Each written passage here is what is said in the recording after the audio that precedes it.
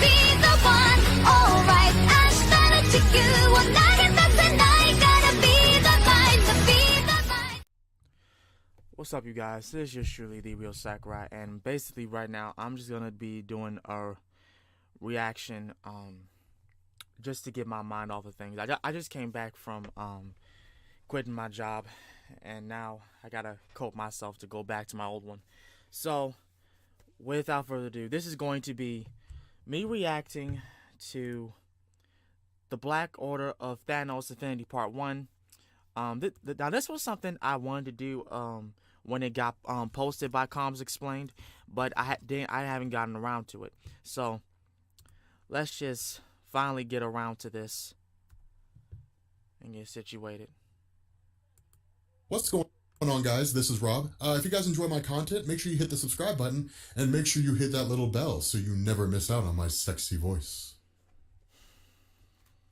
Okay, so we are finally covering Infinity, or at least starting to cover Infinity. This is a big story. This is a pretty huge story, and it's amazing. We're going to cover this and then bookend into Infinity Gauntlet Part 8, Thanos Quest Parts 1 and 2, and then the lead up to Thanos Quest. So technically we're kind of doing this out of chronological order, but Infinity is an amazing story. It is such a great story. Now, this builds on everything we've talked about so far with Jonathan Hickman's Avengers and New Avengers. We kind of took a break from that for a little while. The idea of Avengers and New Avengers is that it dealt with the collapse of the multiverse, right? Basically the end of all things. This is one of those stories that leads up to that. And it's designed to kind of give us this perspective that like everything's popping off and everybody's really panicking. But initially what this does is it actually picks up with Titan. Now, one thing I also want to preface here, if you are a little bit out of, if you haven't seen those videos, I'll refresh you guys as we go through this. But I would also suggest you guys go back and watch those videos because it'll help to get you caught up on everything that's going on right now. But we pick up on Titan, and what we do is we pick up with an Outrider. Now, Outriders are genetically modified, or really genetically engineered beings that serve a singular purpose, and that purpose is whatever whims and wants their masters want. And so what we end up doing is picking up with Corvus Glaive. Now, right off the bat, we're not told this is Corvus Glaive, but we know this by virtue of the fact of how he looks, and really everybody's kind of looked into him by now because of the Infinity War movie. But what's really happening is that this Outrider shows up, and the question's asked, where have you been? You know, what have you found? And the Outrider responds that it found a place called Alagulo. And when the question's asked, have you found the gauntlet, or is there a tribute? What this indicates is that things are being hunted for in two fashions. This group is looking for the Infinity Gauntlet, or they're looking for a tribute if the Infinity Gauntlet's not offered. And so what this thing basically says is there is no gauntlet there, but there is a tribute that will be offered. And so as a result, the Outriders send back out again to find another world. And so what we do is we pick up on this planet, Alagulo, with Corvus Glaive himself. And this is what I love about Jonathan Hickman writing. It's basically like word spreads when these conquerors return. Word spreads of Corvus Glaive. Because remember, Corvus Glaive is hardcore. Now, again, this is really like the first real appearance that he has. And notice this guy is so awesome. He shows up and he asks the questions, where's Augalix, the brave, your brave warrior? Where's this man that will save you from the doom that I'm going to bring to your doorstep? And when the question, or when the response is given by the king, well, we don't know. Corvus Glaive simply says, I know where he is. I know where he is because you sent him to kill me as soon as we got here. So not only did I kill him, I've destroyed his sword, which is a ceremonial weapon for you. Oh, and by the way, here's the arm he used to hold it with. This is hardcore. Like, they immediately summon the guards, right? Like, the king kind of freaks out some of the guards. Corvus Glaive's like, I think not, and it's just like, that's not going to happen at all. And so in response, what ends up happening, what we find out is that somewhere along the line, Thanos had shown up on this world and just started like eradicating people, just started obliterating people and really pushed them to like the brink of extinction. And where there were only a few thousand of them left, what they did is they rebuilt. And so what the alternative is that Corvus Glaive offers, or really the ultimatum he offers, is you can give me a pittance, or I will eradicate what's left of your people, or you in your entirety. And so ultimately, they give in. Corvus Glaive travels back to Titan. He basically shows Thanos, here's the tribute you're looking for, and we end up finding out it's the heads of all the children that existed on that planet. And so at this point, we switch back to Earth. We basically follow this Outrider as it's running through and as it's trying to find what's going on. I mean, it goes from place to place. They can't see it. It's just jumping from person to person, trying to figure out what's going on and trying to find this particular object that it's hunting for. Now, from here, we jump to another point in space. And what we have here are the builders, the gardeners, and the Aleph. us. Now, this is Jonathan Hickman's way of retelling the origin of the universe. The issue with this is that this is before Secret Wars in 2015. After Secret Wars in 2015, the origin of the universe was retold yet again by a guy named Al Ewing in the Ultimates line of comics, which you'll find that video link down in the description. But basically, before Al Ewing told his origin, what this essentially says is that there's basically the builders. They are these beings that are responsible for the creation of all things. Now again, we talked about this in the New Avengers video that we did before, but what basically is established here is that the builders created planets, they created life. Everything that exists inside of this universe was created by the builders. They live up to their namesake. Now again, none of what we're seeing here really applies anymore in terms of the role the builders play. That origin has effectively kind of been wiped away. As far as we're aware, they don't really exist anymore. So you can kind of take this for what it's worth. I mean, the role they play is still cool, and it still matters in the confines of this story, but in the greater Marvel landscape, it doesn't really matter anymore. So it's just kind of left to whatever it is that you want to follow here. But the idea is that on this world that the builders are currently raising and destroying, we have what are called Space Knights. Now, the Space Knights made their appearances back in 1979 with ROM number 1, and I do not remember who wrote that story. But they are basically cyborgs. They're not full machines. Instead, what you had was a group called the Dire Race, which we don't really need to get into for this video, but the Space Knights are basically designed as this sort of interplanetary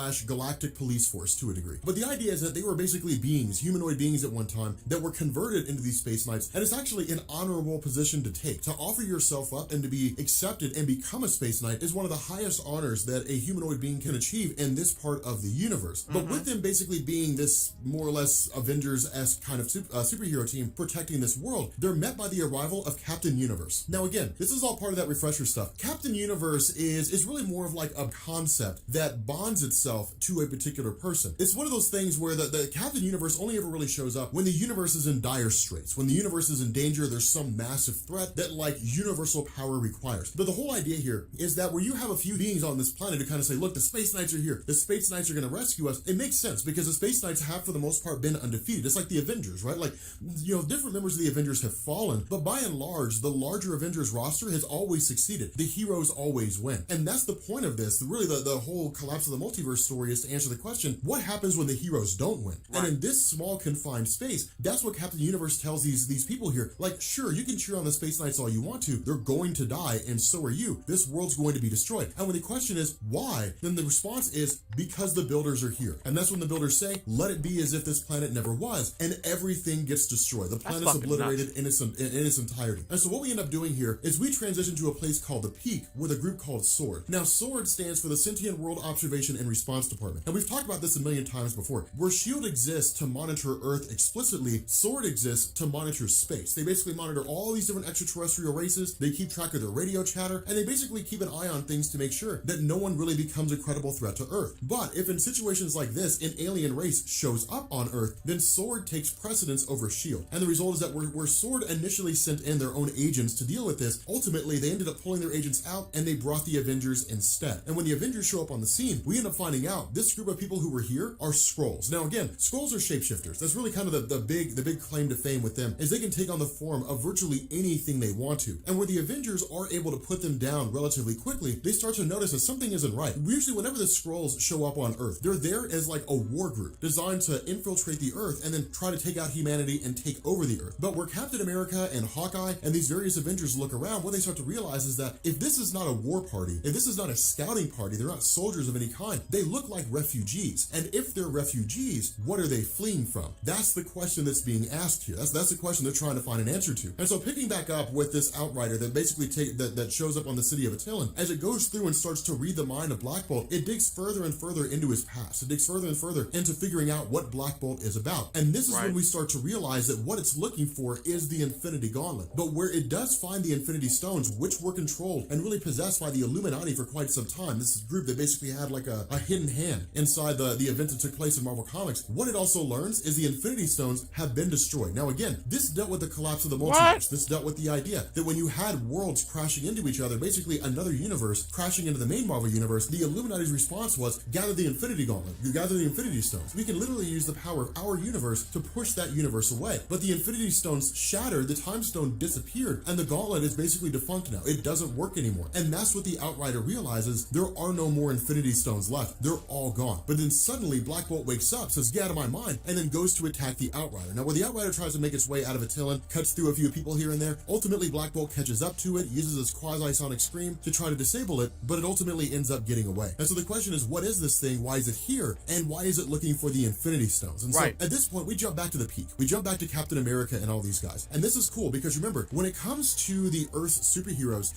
for the most part, they usually are Earth-based. But what you also have is a character named Smasher is an Earthling, but she's the first Earthling to be inducted into the Shi'ar Imperial Guard. Now, we talked about this before. The Shi'ar Empire is just an amalgamation of different races, which have all sworn fealty to like the existing leader of the Shi'ar Empire. But with the Shi'ar Empire, you have what's called the Imperial Guard. And the Imperial Guard is basically some of the hardest, most intense, and most capable warriors that exist all across the face of the universe. And they're drawn from like all different facets of the Shi'ar Empire, and even some are drawn from beyond the Shi'ar Empire. But they're basically exceedingly capable. And with Smasher being a part of the Shi'ar Imperial Guard, that basically what she says is, your concerns are legitimate. Well, you're picking up all this radio chatter, and it's essentially every single major empire that exists out there in space that's recalling all of its soldiers from every foreign battle, where they're calling in every single ounce of armed force they have. The reason for this is because something is mobilizing in the universe that has the ability to obliterate entire worlds. The indication here is that they're worried about the Builders. The Builders are going from planet to planet, blowing them up, destroying them in their entirety. And where the Avengers try to get a hand on things, what we end up finding out is that if the Builders show up on Earth and there's no one there to stop them, they will annihilate the entirety of the planet, and every single superhero on Earth will die. And so this is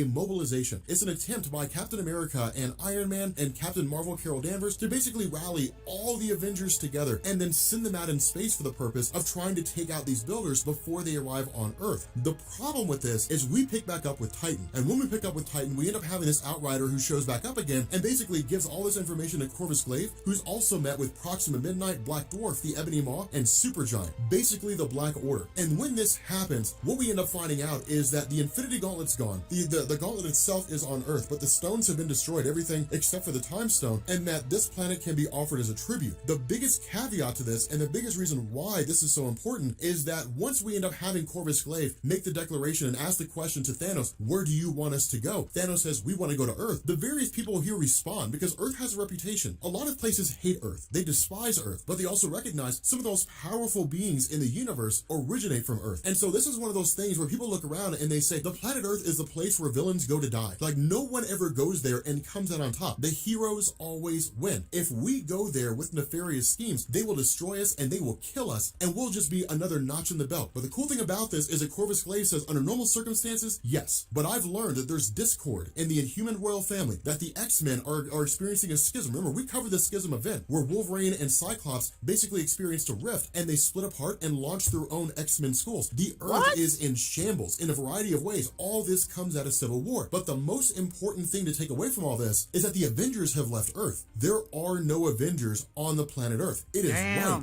for the picking. Now from here, we jumped to the really like this massive battle that took place between like the Avengers and the various empires of the universe that were facing off against the Builders. And this was kind of crazy because in this particular battle that happened, like it was a massacre. And it's interesting because when the superheroes showed up, when the various Avengers and so on showed up, they found like what appeared to be a paltry fleet that belonged to the Builders. And maybe it was one of those things of like the Builders had a weapon that was just so powerful, but if they destroy the ship, they destroy the weapon and all the superheroes win. And so for the most part, they kind of went into it with perceptions of guaranteed victory. But like the best laid plans of mice and men, what ended up happening is a ruse was revealed. That what the Builders had done is they had basically cloaked a majority of their fleet. And so once the superheroes got in there, and once they were funneled into the hot gates and they were boxed in, the fleet was decloaked and they were massacred. And the Avengers, just like almost anybody else who survived, was just fleeing for their life. It was the only thing that they could do. Now, the other half of this is that with Thanos being given word by like Corvus Glaive and so on, that basically the Infinity Stones had been lost. And when the Cole Obsidian said the only Infinity Stone that's left is a Time Stone, which vanished, Thanos simply said, your job is to find it. I will worry about the Inhumans. I will deal with them. And so again, this is cool because what ends up happening is Corvus Glaive is initially sent to the Inhumans. But before we jump into that, what we end up finding out is that like the Black Order, when they showed up on Earth, they wrecked everyone. The X-Men, done. done. Like, those guys are finished. Atlantis was conquered by Proxima Midnight. The Ebony Maw. This is one of the coolest things. The Ebony Maw is a really, really powerful sorcerer. The issue with this is that the Ebony Maw really relies more on like duplicity and manipulation. And what he had done is he had actually driven Doctor Strange to summon Shumagorath. There were all these things that went on, but in Wakanda, there was a fighting chance because where one of the Cull Obsidian showed up in Wakanda, they were wrecked. They were absolutely devastated by Black Panther and the Wakandans, which was so cool to see. I was like, man, this is absolute beast. There are comics that deal with these various skirmishes and so on, but essentially what went on here is that by and large, with the exception of like a handful of places here and there, everybody had been taken out. Like, everybody had been defeated, and there really was no hope left for anybody else. Earth had essentially fallen. And so what ends up happening is we pick up with Corvus Glaive, who shows up at the Inhuman Royal City. Now again, this little tidbit takes place before Thanos, heads out and goes to deal with the Inhumans themselves. But Corvus Glaive shows up and immediately starts talking trash. He's like, hey guys, so I was told there was a king here, but I can't seem to find that king. Maybe it's because he's the king of a small, tiny little kingdom, an itty bitty kingdom that's irrelevant. Maybe that's why I can't find this king. Just like talking some serious smack. But it's interesting because remember, when it comes to Medusa and Black Bolt can't really talk. He's got the quasi-sonic scream. So if he were to like utter a word, it has the potential to destroy an entire planet. So as a result of this, Medusa basically speaks on his behalf. Now Medusa is not a pushover. She's not someone to be trifled with. And she simply steps up and says, hey look, you can come here and talk all the trash all you want to. Just be aware, many have tried and many have failed. So you can come here to Attilan and you can make your threats, but you may not walk out of this alive. But here's the caveat to this. The Cull Obsidian loves death. They worship death in the same way that Thanos does. And so for them, being killed is a welcoming thing. If you really believe that death is something that we fear, if you're so foolish as to believe that, then let me help you understand your place in the bigger picture. And in turn, like he has his soldiers cut their own throats. Just to show that they have no qualms with dying, which means that any and all control, any type of manipulation the Inhumans would have had at their hands, threatening them with death and so on, that it's all in vain. There's nothing they can do. And so when the question is asked, well then what do you want here? Then Corvus Glaive simply says, a pittance, a tribute. The same thing he said before. But this is when we start to find out what it is. The question is, well, what is the pittance and the tribute that you want? Well, then Corvus Glaive responds by saying, we want the heads of every child that exists inside your Inhuman city between the ages of 16 and 22. Now notice this. This is specific. It's not just all the heads of your kids. It's the heads of the kids between a certain age, which means that they're looking for something. But this is kind of cool because what ends up happening is that like Corvus Glaive says, look, you have an alternative here. Like you have a choice. You can die a little or you can die a lot. You can sacrifice the kids or we'll just come back and kill everyone. We've already taken down virtually every single city that exists. All your superhero teams are in pieces. The Avengers are in space. There's no one left to challenge us. So you can be the last man standing and you can be the last man to die. Make whatever choice you want to make. You have 24 hours and we're going to come back. And when we do, there has to be an answer. And so what we end up doing here is picking back up with really like the escaping members of the Galactic Council that are just fleeing for their lives, trying to get out of this conflict with the builders as fast as they can. And where they've all managed to make their escape, where they've all managed to get away, the remarshaling of forces begins to come back into play again, because with the builders continuing to be out there, they have to be taken down. And the various superhero groups, the various interplanetary governments and interplanetary soldiers and teams and so on and so forth are all functioning as part of a unified front to try to take these guys down. They find small successes here and there and taking out like different factions of the builders' armies, but at the end of the day, it doesn't matter, because what ends up happening is the gardener Ex Nihilo just kind of takes off down to the planet and just kind of sacrifices his life. But the result is that in doing so, with the destruction of one of these beings, what ends up happening is like the entire planet is basically sent into a state of decay and disease, meaning those individuals who are left behind, those who are stuck here on this planet, men, women, and children alike, they all just succumb to illness and disease and death. They literally just exist in this terrible circumstance of destruction. And so what ends up happening is you end up having Black Bolt, who basically summons the rest of the Illuminati. Black Panther, Doctor Strange, Reed Richards, Name of the Submariner, Iron Man, and Beast, brings them all together and essentially says, like, here's what's going on. Thanos is on Earth right now. Like, while you guys are out there fighting this battle in space, Thanos is on Earth, and Thanos is invading Earth. But Thanos is looking for something particular. He's looking for one thing. And when the question is asked, what is that? Black Bolt's like, look, I'll deal with him on my own. I'll deal with Thanos. Like, I'll give him my answer in my city by myself. But like, what he's looking for is his son. That's why he's here. Thanos is looking for his son so he can kill him. With that being said, guys, we're going to bring this video to an end. If you are new here to Comics Explained, make sure you guys hit the sub button to become part of the Rob Corp. If you guys enjoyed this video, make sure you drop a like, and I will catch you all later. What the Peace. Thanos. For real, bro? For real? Are you serious? Like, are you actually serious? Why would you want to kill your son? What the fuck is wrong with Thanos? Yo. Then again, the man is he's literally Jiren, Jiren from Deep Dragon Ball Super. He feels that he can do whatever the fuck he wants, so he's gonna do whatever the fuck he wants. Oh my, that's just wild. That's honestly wild. Like, and then the whole deal with it's fucking Corvus Glace and saying that he wants the head of every child under the age of such and such and such and such, 18 to 22. Like, what the hell you want? What is going on? Like, y'all are just scary. Y'all just some scary people. Well, not people, but beings. Y'all are some scary beings. I don't know how the movie is gonna play out, but Jesus Christ.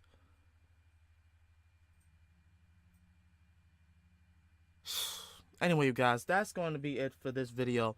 The next one, we're going to be definitely looking at the Son of Thanos Infinity Part 2. So, yeah, hope you guys enjoyed it. Share if you want to. This has been the Real Sakurai. I'm out. Peace. Be the one, alright. 明日の地球を